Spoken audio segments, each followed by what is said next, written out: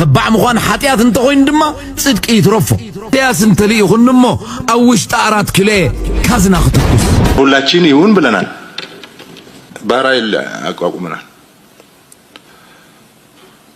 ባህራይል አቋቁመነው እዛ ለመግባት በምን ፕላትፎርም ነው የምንገባው ወደፊት የሚታይ ይሆናል TDF ድሮን ተዓጢቅሎ ጸረ ድሮን ተዓጢቅሎ ስለዚህ ትግራይ ዘሎ ወታደራዊ ኃይሊ ከምቲ ናይ ቀደም ዘይኮነስ ዝያዳ ቫልዩ ዘለዎ ስትራቴጂካዊ ሓያል ዝኾነ ሰራዊት ህንጽ ኣሎ ትግራይ صبر زينا كاب تجراي زحق زينا يسمع لهم بسرعة 4 كيلون زريات تشفشفت تجراي أبز حد ساعات جن درون كم زوننا تقالي لهم قونس سيترفدنا تحلف قونس نيرو نصوب أقوى تعالى سرعة له بسرعة كله نسخم زلوا غيرنا حزقن نقول زين أوكي اللي كله جن حزبنا كنا بوتي أتناني نزل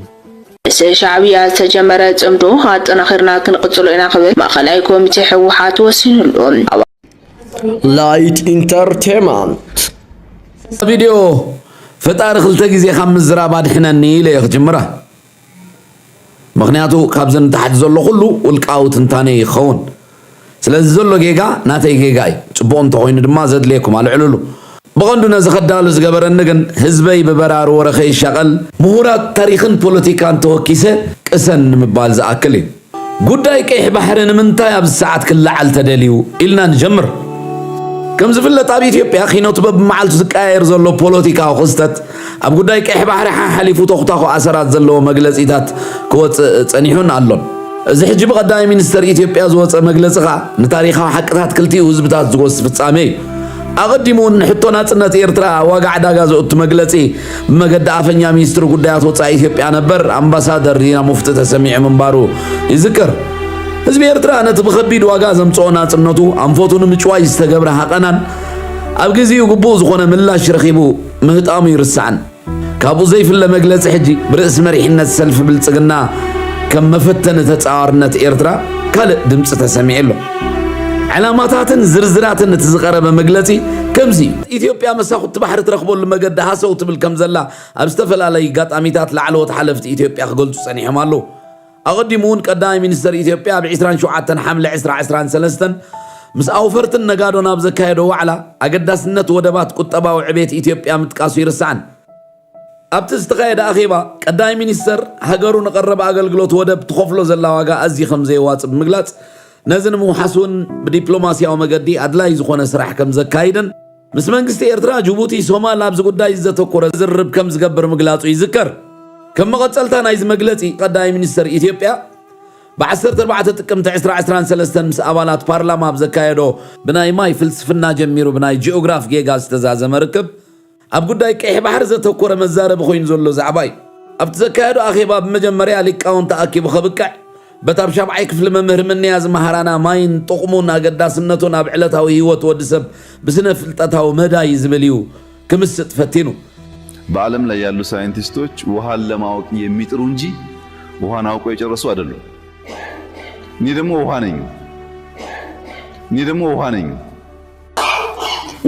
ነኝ بمقصال إثيوبيا كما هاجر أب أفريقيا زلعة متن زناب تركب هاجر مخانا بمتقاس انتخونا من زغل سقاتات جينا بسنة ما يتساقى 5 لحبر كم تب قداي حتبا عباي زقبر زلو زرب تمساسا العلامة زلو زرب كاب قداي كيح بحر ختقبر كم زخل يقلت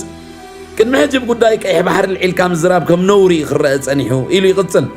كم زبالة كايدا قبولا يكونن أب قداي كيح بحري كتسال زخونا زرب مكياد أقداسي قبرو ولاون بدرجة بارلاما حدا خبتي زي زربو اللور استي انيرو خبل تاكس بتوساخي نا إثيوبيا مسل بزعما مهلا ومسقط بحر بتاريخ جيوغراف قطباون بهراون قدات مسرت زقبر سمعت من بارو بمتكاس نزدغيرو زنبر سمعت قبو زخونه دحساس كايدلو مخانو يقلص متن بزح حزب إثيوبيا بعسرة 30 انا ب 150 مليون كبكب المخانو بمقلاص كندز بزح زلو حزب حسكا اقداسنت ودب عزوز يقبرو بمبال اقداسنت نايز قداي بقمت متاو قصال زرب كم زدل قليصو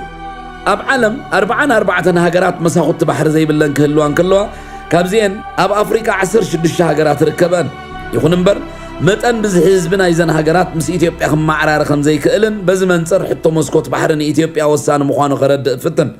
ቀፂሉ ሓፅባ ኣባይ መገዲ ኣየር ኢትዮጵያ ኢትዮ ቴሌኮም ዝኣመሰሉ ዓበይቲ ትካላት ብርክብ ምእታው ሓበራዊ ጥቕሚ ኣብ ዘለዎ ጉዳይ ሓቢርካ ከም ዝስራሕ ኢትዮጵያ ድማ ከም መልሰ ግብሪ ናይ ዝተጠቃምነት ወደባት ክወሓሰላ ዝብል ሓሳብ የልዕን ኣብዚ ጉዳይ ዝኾነ ስምምዕ ምዘይህሉ ግን ኢትዮጵያ ናይ ጂኦግራፍ ፕሪዝነር ናይ ጂኦግራፍ እስርቲ ኮይና ክትከይድ ከም ዘይትኽእል ምጉት ኣብ መወዳእታ ኢትዮጵያ ክትጥቀመሎም ከም ኣማራፂ ሒዛቶም ዘላ ወደባት ሶማልያ ጅቡቲ ከምኡውን ወደባት ባፅዐን ዓሰብን ኣዶሊስን ምዃኑ ይእምት ካልኦት ኣማራፂታት ድማ ይቕፅል ቀዳማይ ብፌደሬሽን ወይ እውን ብኮንፌደሬሽን ናይ ምፅምባር እዚ ብድሌት ዝትግበር ኮይኑ ምስ ዘሎ እዋናዊ ተሓሳስባ ኣብዚ ጉዳይ ዝኸይድ ኮይኑ ክብል ብምጥቃስ ኣብ መንጎ ክልቲኡ ህዝብታት ዘሎ ብዙሓዊ ምትእስሳር ከም ነጥቢ ብምቕራብ ምጉት بخلاي درجة زقرب ملوات مريت كم زبالة سقمتي عب دبلوماسيا وعالم لمود مخانو تقيسو أما دمتات أخيبا تتأكامنت ودبات بزولو مريحنت كو حسم زي كقل زمت ولو دوغن كو حسو خمز خقل بمقلات كابتن كلهم بحر زحاتو مو ماساز رخبوتهم مبل كندي مخانو تاريخ كي قنص ألا زكايدا ما يزتلقيت هو وقت سمينارو زازيمو سب سانا سباي سأنن يدحر دقيم سبات هالنا بزورياو أنا دما أمونيت أمونو ود وردن تسوعني صباح مقالة خرقة دمبرز زبلن سبعي كم زي كونكو حزبي مسكري مسافر مس فيدرال منجلس أو سمع غيرنا لنا أسمع بريتوريا أتقصده بلا نستمع الإسلام كتذكرنا لنا فرايبنا لنا توقع تناي مخاطة ما جنوسايد وقع مش حد وقع يكون النير والعدتاتون ولا قل مس عدتاتنا إحنا بقى تزرخي ولا مسمع مس إثيوبيا خوينا مس لازم أسمع له قرابتنا خاقني ون عدي هنا يو عدت السلام قونس سيترفدنا تحلف قونس نيرو نصوب أقوابي تعالى سرعة له بسرعة كله نسخم زلوا غيرنا حزقن نقول زين أوكي حزقن سلامي نندل نحوي نندل قدرنا نتكلم نندل لعله كله جن حزبنا كنا بوتي أتنين ننزل نمر ربوته ستملسين ننزل سلامي ناقن دلي ولا نأتم الأتنا سلامي وعد جنزل أنا متكسل يدري مهنيات متكلي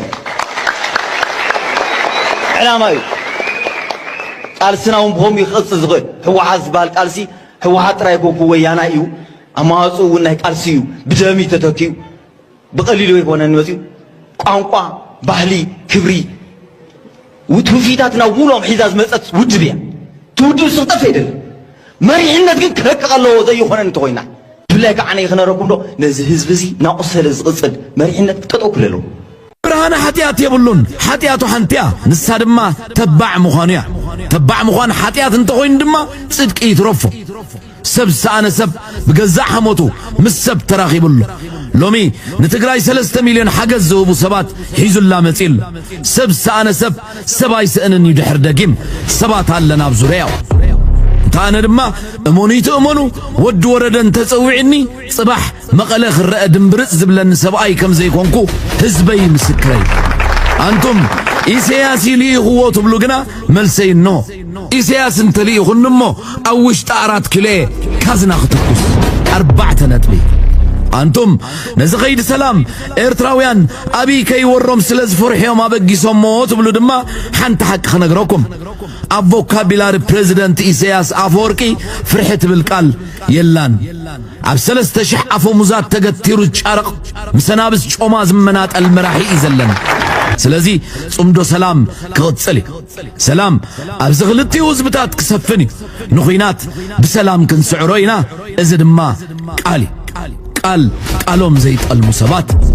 تحر وجن تجري مثل فعتي تراخيبه ززازم كي مسلكم لعل 3 تجارو اكتيفيستس درو ملو ركب جيرناس سرحنا جميرنا لنا ايرتراويان اكتيفيستس ون درو تطراني فومس اجندا من دافن حبراو صمدو مسريتو مام بغاسن وفيرومان لو امونوني مسغان انت خغطم سراويت سلام وفيرلو من عوت حيزو غزو ياتو غزي خدانيناي بزيت ايت وق خنا مكنينا بزعبا زحلفه كوينات تزارب انتليغا ناي زحلفه عصفتات كوينات كمصكام من قدلو هدق لنا زي بلو سراويت كبد حدر نتغرا صنيتو نا امحرا صنيتو نا عفرا صنيتو نا بإرترا غس نقيلولو ازو جز الدوز بلولو حدا مفتح دما تمرت نموحاس بهراو هلاون دحننتن بزبل مري حساب نخلطه معلت استخايد مدرخ مرار حتى تግራይ بعسر تحدى نطوي مجلس قوام بموصا خمزازمه حوحات افليطلهم ابت مجلس نحنا بزوفرين بهراو حدنت بزبل سيامه كابعلت حدا كساب كل تباغ من كلتشن 17 عامه مرات نخلطه معلت استخايد كللاو مدرخ تساتفنا لعلي 800 العلوت مرار حتى تግራይ عوت ميت بمكياد مدرخنا بعوزازيمنا لنا زبلت مجلس 10 نطوتات بمقماطون قوام خمزه فلت اغليصلهم ابتم زحالف عامتات حزب تግራይ نمطفا تግራይ دما خاب كارتان مدمساس بلفنتي بمدرن ايرن استخفت الجنوسايد حزبنا كم تلمودا بقول علامو تسليفو كاب ጫፍ ንጫፍ ከቲቱ አበ መስመር ምርግጋጽ halwaትን ድሕነትን ህዝብ ትግራይ ረቢቡ ዓለም ዘስደመመ ሓድሽ ቅያስ ሰሪሕ መኪቲ ዝበለት መግለጺ ብሰላ ቃልሲ ጽንዓትን ጅግንነትን ተወስደው ኢሉ ኣብ ቅድመ ዓለም ውዕል ፕሪቶሪያ ክፍረም ተገይሩ እንተኾነ ግን ህዝብና ብወገን ምጥፋት ታወጀ ቁልዕ ጆኖሳይድ ደው ይበል እምበር ሰላሕታው ጽንተት ግን ኣይተገጠን ክብልውን ኣፍሊጥሎም መንግስቲ ኢትዮጵያ ነቱ ውዕል ምፍጻም ዘኽእል ፈቃደኝነት ስለዚ የርአየ ዓበይቲ ትሕሰታት ትውዕል ዛጊዳ ይተፈጸሙን ዝበለት መግለጺ ህዝብና ኣብ ትሕቲ ጸላትን ማዓስከራትን ኮይኑ ይሳቀን ይጸንትን ኣለውን ይሉሎም ኣብ ልዕሊ እዚ ትውዕል ብቁልዕ ዝጥሕሱ ተግባራት ፕሮፓጋንዳ ጽሊ ተግባራት ክልከላ ንዳድን ኣብ ዓፋርን ምዕራብ ትግራይን ዝህውኹ ዕጡቃት ይምልመሉን ይስልጦንን ኣለዉ ዝበለት መግለጺ ካብ ዝሓሊፉን ተፈጥራዊ ሰብኣውን ሕገ መንግስታዊ ሕቶታት ህዝቢ ትግራይ ዓሪፍኩም ተዘይተቐሚጥኩም ከምቲ ዝሓለፈ ዘይኮነስ መሊና ከነጥፋእኩም ኢና ዝብል መልሲ ይወሃብ ኣሎ ክብልውን ኣብ ልዕሊ ብልጽግና ዝነጻጸረ ክስ ኣቕሚጡሎም ስለዝኾነ ብሄራዊ ህላወናን ድሕነት ህዝብና ንምውሓስ ብወፍሪ ብሄራዊ ሓድነት ተሰነየ ምልኣት ህዝብና ኩሎም ስትራቴጂክ ዓቕምታትና ናብ ዝበረኸ ተግባር ንምእታው ወሲና ተላዒልና ኣለና ድሕሪ ምባል 11 ነጥብታት ውን ኣቐሚጡ ንዝ መሰረት ምግባር ንሕና ዝበለት መግለጺ ኣብ ትኽልላዊ መድረኽ ተሳተፍና ለዓለዎት ኣመራርሓ ትግራይ 11 ነጥብና ነዚ መስል ድሕሪ ምባል ቀዳማይ ህዝቢ ትግራይ ኣብ ሰላም ካብ ዘለዎ ጽኑዕ መትከል ብምብጋጽ ጸገማቱ ብሰላምን ብውዕል ፕሪቶሪያን ክፍታሕ ተደጋገምቲ ሕቶታት ከቕርብ ጸኒሕና ኣሎ ድሕሪ ምባል ይኹን እምበር ነዚ ሕቶ ቁኑዕን ልባውን መልሲ ኣብ ክንዲ መሃብ ብመዳይ መንግስቲ ኢትዮጵያ ንኹሎም ሕቶታትን ጸገማትን ህዝብን ብሽርሕን ተንኮልን ከምኡውን ብሓይሊ ብረት ንምዕፋን ንምጭፍላቕን ዝግበር ምንቅስቓስ ቀጺሉ ኣብ ልዕሊ ህዝብና ሓደጋ ብሄራዊ ሃልዋትን ድሕንነትን ኣንጸላሊሎ ኢሉሎም ወሲኹ ፈለማ ናይ ፖለቲካዊ ጸገም ፖለቲካዊ ፍታሕ ብምሃብ እምበር ተፈጥራዊ ሰብኣዊ ሕገ መንግስታዊ ሕቶታት ንዘቐርብን ህዝባዊ ዓላማ ሒዙ ንዝቃለስን ሓይሊ ብሓይሊ ብረትን ቴክኖሎጂን ምዕፋንን ምጭፍላቕን ከም ዘይከኣል ካብ ሕሉፍ ትምህርቲ ተወሲዱ ሕጂ እውን ውዕል ፕሪቶሪያ ክትግበር ደጊምና ጻውዒት ነቕርብ ዝበለት መግለጺ ብምቕጻል ንሕና ኣብዚ መድረኽ ተሳተፍና ለዓለዎት ኣመራርሓ ክልል ብወፍሪ ብሄራዊ ሓድነት ተሰመየ ስትራቴጂካዊ ዓቕምታት መኸተና ዘበርኽን ዘነቓንቕን ተግባራት ብምፍጻም ብሄራዊ ሃልዋትን ድሕንነትን ህዝብና ብብቑዕ ንምርግጋጽ ዘኽእል ኩሉ መዳይ ምድላው ከም እንገብር ወሲና ኣለና ኢሉሎም ካልኣይ ብሄራዊ ሓድነት ህዝቢ ትግራይ ምንጭ ኩሎም ዓወታትና እዩ ዝበለት መግለጺ ስለዝኾነ እውን ጸላእቲ ቢልዮናት ባጀት ኣፍሲሶም ሓድነት ህዝብና ንምዝራግ ብዕቱብ ሰርሑ ዘለዉ ድሕሪ ምባል ስለዝኾነ ነዚ ምንጭ ብሄራዊ ዓወትና ዝኾነ ብሄራዊ ሓድነትና ንምዝራግ ንዝግበሩ ከባብያዊ ምልዓላትን ድሕረታትን ብዕቱብ ከም ንቃለሶምን ከም ዘይንዕገሶምን ብምርግጋጽ ብሄራዊ ሓድነትና ኣብ መኸተና ዝተለመደ ወሳኒ ታሩ ክጻወት ብወፍሪ ብሄራዊ ሓድነት ካባና ዘድሊ ኩሉ ስራሕ ክትግበር ነረጋግጽ እውን ኢሉሎም ወሲኹ ኣብዚ መዳይ ዝተፈለየ መርገጽ ቋም ዘለዎም ግን ድማ ኣብ ምውሓስ ሃልዋትን ድሕነትን ህዝቢ ትግራይ ትኩረት ገይሮም ዝሰርሑ ዓቕምታት መኸተና ዝኾኑ ፖለቲካውያን ውድባት ሓበራዊ ፎርም ብምጥያስ ብሓባር ክንሰርሕ እናገለጽና ካብ ዝሓሊፉ ብሽም ፖለቲካዊ ኣፈላላይን ሃልዋትን ድሕነትን ህዝቢ ትግራይ ናብ ዋጋ ዕዳጋ ንዘቕርቡን ንዝጎድኡን ወፍርታት ድማ ስርዓት ክሕዙን ተሓታትነት ክረጋገጽን ብጽንዓት ከም እንሰርሕ ቃል ንኣትውን ኢሉሎም ኣብ ሳልሳይ ነጥቢ ውድብ ሕወሓት ብሳላ ዘይተሓለለ ቃልሲ ኣባላቱን ህዝቡን بدجن وشتم بمنباب كابست دجسولو طفات مبتتان عبا مبل 14 ودباو غوايو كدحن كيلي زبلت مغلصي شعبية تجمرت امدو هاتنا خيرنا كنقصلو إنا قبل ماخلاي كوميتي حوحات وسينلو أولات ماخلاي كوميتي حوحات كاب إسران شدجان كساب إسران شمونتن حسه عبا كتما أكسوم هوتيلا ترانوس هاكايدو مو بسهالة أخيبام بسابا بوليسكاو بارتستات تقرين كونتات امدو نزاتيو ملو نتي ماخلاي كوميتي عبا جمغامو عبا ትግራይ ኣብ ልዕሊ ዝንቀሳቐሳ ተናሓናሕቲ ውድባት ፖለቲካ ጥቡቅ ክትትል ይገበር እንዳጠማዘዝና ሕወሓት ናብ ዝደልዮ መንገዲ ንኽኣትዋ ንስራሕ ስምረት ፓርቲ ዕጡቕ ስለዝኾነ ኣብ ትግራይ ክንቀሳቐስ ክንፈቅደሉ የብልናን ኣብ መንጎ መሪሕነት ስምረት ዝረአ ዘሎ ኣፈላላይ ንክሰፍሕ ክንሰርሕ ኣለና በኒ ሰለሞን ትኩ ኩዕሽ ግደይን ተኽላይ ፍቃድን ዝምራሕ ብሕቦ ዝንቀሳቐስ ዘሎ ወለዶ ትግራይ ዝስሙ ውድብ ጥቡቅ ክትትል ይገበሮ ዝበለ ኮይኑ እቲ ማእኸላይ ኮሚቴ ሕወሓት ብዘይካዚ ጉዳይ ጽምዶ እውን ዘትይሉሎ ኣብዚ ጉዳይ ዘልዕሎም ነጥብታት ምስ ኤርትራ ብስምርክብ ህዝቢ ንህዝቢ ምስ ሻዕብያ ዘለና ርክብ ጽቡቕ ይኸይደሎ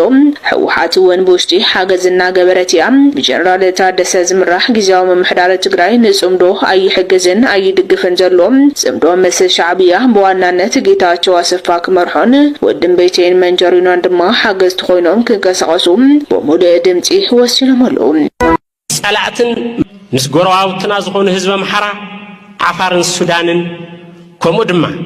ተጀሚሩ ዘሎ ርክብ ሰላም ህዝብታት ትግራይን ኤርትራን ዝያዳ ክጠናኸር ከም እንድግፎ ነረጋግጽ ሸሞንተ ሕዝቡን ሰላም ካብ ዘለና ጽኑዕ መትከል ብምብጋስ ምስ ኩሎም ህዝብታት ብፍላይ ድማ ምስ ጎረባብትና ዝኾኑ ህዝቢ ኣምሓራ ዓፋርን ሱዳንን ከምኡ ድማ ተጀሚሩ ዘሎ ርክብ ሰላም ህዝብታት ትግራይን ኤርትራን ዝያዳ ክጠናኸር ከም እንድግፎ ነረጋግጽ ትሽዓንተ ኣብዚ ታሪኻውን ወሳንን መድረኽ ኮይና መንግስቲ ኢትዮጵያን ስትራቴጂካዊ መትከል ሰላም ህዝቢ ትግራይ ብምርዳእ ሕዝቡን ሰላምን ሕቶ ፖለቲካዊ ፍትሓን ቁሩብ ክኸውን ውዕሊ ፕሪቶሪያ ክትግበር ሕገ መንግስታዊ ሉዓላውነትና ክረጋገጽን ዝተሰደዱን ዝተፈናቀሉን ወገነትና ምስ ውሕስ ጸጥቶምን ምምሕዳሮምን ክምለሱ ንጽውዕ ዓሰርተ ማሕበረሰብ ዓለም ህዝቢ ትግራይ ዘቕርቦ ዘሎ ቁኑዕን ፍትሓውን ሕቶ ክሰምዕን ውዕሊ ፕሪቶሪያ ክትግበር ጸቕጢ ምግባር ማለት ኣብዚ ሃገርን ዞዋን ውሕስ ሰላም ምስ ምርግጋጽ ኣተኣሳሲሩ ክሪኦ ንጽውዕ ዓሰርተ ሓደ ኣብ መወዳእታ ንሕና ላዕለዎት ኣመራርሓት ትግራይ ኩሎም ስትራቴጂካዊ ዓቕምታትና ብምትሕባርን ብምድላውን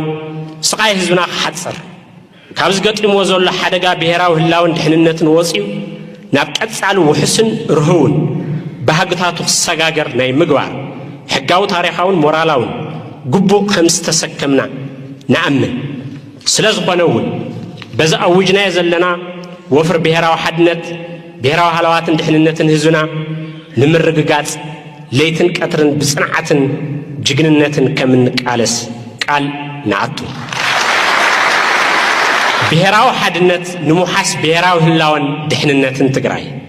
ዘለዓለማዊ ዝኽርን ክብርን ንሰማዕታትና ክልተ ጳጉሜን 2017 ዓመተ ምህረት መቐለ ውግእ ንዳሎም እዚ ኣብ ሕቦ ኣኼባ መራሕቲ ሕወሓትን ሰራዊት ውሳነን ተመሓላሊፉ ዝበሃል ዘሎ ዜና እንታይ እዩ? ኣብ ከተማ ኣኽሱምን መቐለን ኣብ ዝተኻየደ ሰፊሕ ኣኼባ ላዕለዎት ኣመራርሓ ሕወሓት ኣዘዝቲ ሰራዊት ተሳቲፎም ኣብ ዝመኽረሉ ንሓድሽ ኩናት ናይ ምድላው ውሳነ ከም ዝተወሰነን ነቲ ብጀነራል ታደሰ ወረደ ዝምራሕ ዘሎ ጊዜያዊ ምምሕዳር ትግራይ ብምፍራስ ስልጣን ናብቲ ብዶክተር ደብረጽዮን ገብረ ሚካኤል ዝምራሕ ሴንትራል ኮማንድ ከመሓላለፍ ሓሳብ ከም ዝቐረበ ሓደ ጸብጻብ ኣመላኺቱ እቲ ኣኼባ ካብ 26 ክሳብ 29 ታሕሳስ 2017 ዓመተ ምህረት ኣብ ሆቴል ኣትራኖስ ኣኽሱም ኣብ ሓወልቲ ኣዳራሽ መቐለ ከም ዝተኻየደ ዝገልጽ እቲ ሓበሬታ 45 ማእኸላይ ኮሚቴ ኣባላት ላዕለዎት ኣዘዝቲ ሰራዊትን ከም ዝተሳተፉ እውን ተሓቢሩ ኣሎ። እቲ ኣኼባ ኣብ ሰለስተ ቀንዲ ኣጀንዳታት እውን ከም ዘድህበ እዩ ተገሊጹ። ስትራቴጂካዊ ኣንፈት መጻኢ ፖለቲካ ኣንፈት ትግራይ ከመይ ክኸውን ኣለዎ ዝብልን ምድላውን ሓደጋታት ክገጥሙ ዝኽእሉ ጸገማት ከመይ ዓይነት ምድላው ንግበር ዝብልን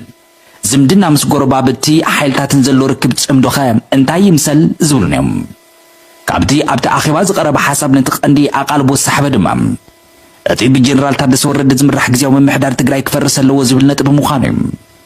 እዚ ሓሳብ እዚ ዝቐረበሉ ምኽንያት እቲ ምምሕዳር ነቲ ዝግበር ዘሎ ወታደራዊ ምድላዋት አንቀፍቀፍ ይፈጥረሉ ኣሎ ዝብል ስግኣት ስለ ዘሎ እዩ።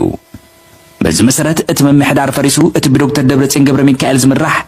ሴንትራል ኮማንድ ሙሉእ ስልጣን ሒዙ ክመርሕ ኣለዎ ዝብል ሓሳብ እውን ብሓያል ተደጊፉ ኣሎ። ኣብቲ ኣኼባ መንግስቲ ብልጽግና ንኸውርደና ይዳለሎም ስለዚ ንሕና እውን ውግእ ክንዳለልና ዝብል ሓሳብ بتغراليت ويزرو فتلور قبر እግዚአብሔር ሞንጀሪኖ ውን ከም ዝቀረበ ኢና ሰሚዕና ነዚ ሓሳብ እዚ ኣይተ ዓለም ገብረ ዋህድ ጀነራል ታደሰ ወረደ ዶክተር ፍስሐ ብትፅን ካልኦት ዝርከቡ ኣስታት 25 ኣመራርሓም ተቃይሞዎ ተነበሩ ብድምፂ ብልጫ ተሳዒር ንኹናት ናይ ምድላው ውሳነ ከም ዝተሓላለፈ ተሰሚዑ ኣሎ ነዚ ንምግባር ዝተነፀሩ ስጉምትታት ዝተመልከተ ኣብቲ ሓበሬታ ካብ ዝተጠቐሱ وعليد بريترا فريسوت وعلب فيدرال من قست خمس فرسم إن هزب مقلات مريت تقراي بسلام سلا زي ملاس كونات قدين مخانو مئمان قبل علي يكسب تحت زلو مريحنة ون بقلتو في مصرهي نسراوي التقراي وطادراون بوليتيكاون سلطانات بمحب منفس بأكال دلو مقبار زبليم أسرت ندادين موقاد ون بكونترون بعد ون تخوانا نداد خاطو خمس اللو ون أنفت واحبو زبل تسابوت اللو أبدا أخيبام أب هزبن سراويتنا يوقع مورال زحمق أبو مخانو كم سقعات استلعالن تخون دغنن برس على أكوينات مس جمرم تعاف مسكايدن زبي سراويتن بعلو خنقاق حزب الجمجمة وانت قميت اللهم له لاتشين يون بلنان بارايل أقوامنا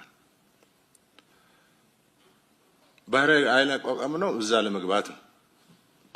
بمن بلاتفورم من نجابو ودفيت متاعي هنا سجلنا يبهر قداي يملكتنال بتأمل من كتاتلو بارهايل أقوامنا لزينو بارهايل قارتايزو إذا نساتي أكيل بهراء درايتنال من يأكلهم وده أردتني أمتي يهدنو عند تقوم استمسرت مجمرة وانا ما تكور يالله يسوي لولاينو يسوي لو وصايو ስለዚህ የባህር የሰው ኃይል ለመፍጠር ሰፊ ስራ ሰርተናል በአገር ውስጥም ከአገር ውጭም አሰልጥነናል የባህር ኃይል መኮንኖች የባህር ኃይል ማሪን ኮማንዶዎች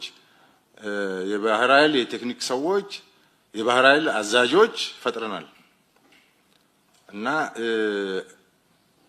አደረጃጀት ተሰርቶላቸው ተዋቅረው ስራ ጀምረዋል ባህር ኃይል ከዜሮ ስለጀመርን ተቋምም የለው አልነበረው ተቋም ስለዚህ እዚህ ጃልሜዳ አካባቢ የባህር ኃይል ጠቅላይ መምሪያ የሚባል ሄድኳርተር እየሰራን ኦሬዲ አሁን እያለቀን መጨረሻ አካባቢ ያለ ይመስለኛል ትልቅ ገንዘብ ነው እዛ ኢንቨስት ያደረግነው ባህር ኃይል ኢምፖርታንት ነው ከሚል ማለት ወደ ልማት ወደ ኢንቲግሬሽን ወደ ጋራ ተጠቃሚነት ወደ አብሮ መበልጸግ እንድንገባ ኤርትራን የሚጠቀሙት ጥቅም ካለ ከኢትዮጵያ እንዲጠቀሙ ኢትዮጵያም ከኤርትራ እንድትጠቀም በጣም ሰፊ ስራ ተለፍቷል ኤርትራ ሳይቀር ጋብዘናል አብረን እንስራ ብለናል ባህር ለሁላችን ይሁን ብለናል የ20 አመት የባህር በር ይዤ እናንተን እንደፈለኩ ላርጋችሁ የሚል አስተሳሰብ ስላለ አይ እንደዛ ሳይሆን በጋራ እኩልነት ነው በጋራ ተጠቃሚነት ነው እንጂ የሆነ ቁልፍ መሳሪያ ይዘህ በቁልፍ መሳሪያ ይሄን ሁሉ ማህበረሰብ ለማሽከርከር መሞከር ልክ አይደለም የሚል ነገር ሲመጣ አሁን ኩርፋያ መጥቷል መወራጨት አለ ስለዚህ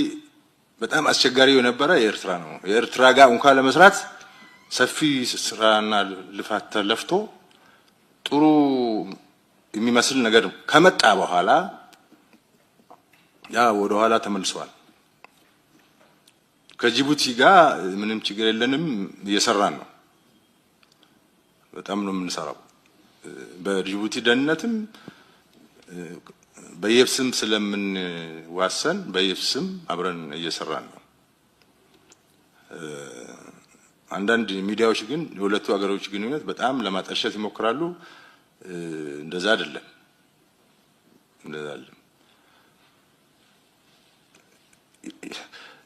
ጅቡቲ ለኛ የእንትናችን ናት ማለት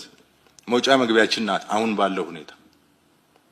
ሁለተኛ ጅቡቲዎች ደግሞ ከኢትዮጵያ ጋር ሳይተሳሰሩ ለመኖር ይከብዳቸዋል። በጣም ከባድ ነው ያለ ኢትዮጵያ መኖር ለጅቡቲያን በጣም ከባድ ነው።